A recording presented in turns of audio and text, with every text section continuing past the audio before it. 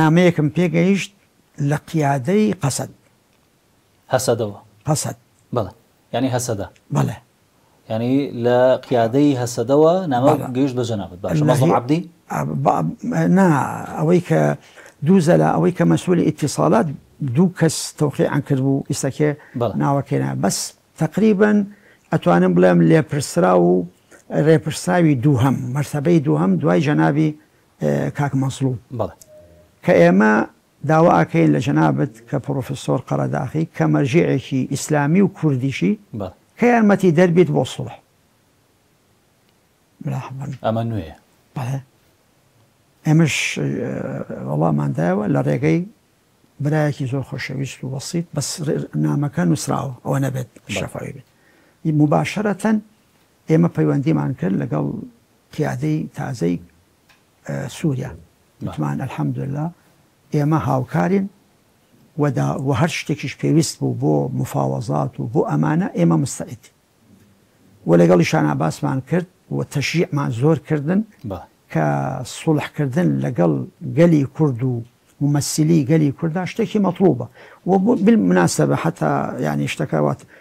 قسمێک بەعزە جەماعاتێکی شخصیات و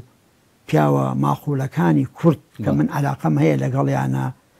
لەو شوێنانەش کە قەسەدەیتیانە وەکو مەسان بڵێن جەندەریس و ئەفرین و ئەوانە مؤسساتیان هەیە ئەوانیش تەواسولیان لەگەڵ مناکرد قەدەرن لە هەردوو لاوە من بە جەنابی ئەحمەد شەرعەم وتم ڕاستەکەی من لە دوو لاوە ڕاست پێراوم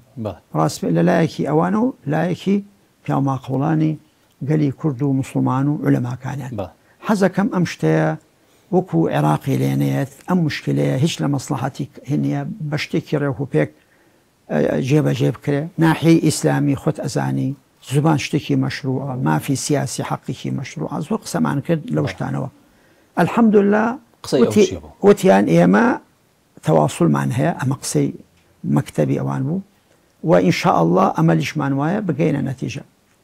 ئەلحەمدوللا ئەوە بوو پێش سەفەرەکە ئێمە پێش ئەوەی کە ئێمە بگەینە دێمەشق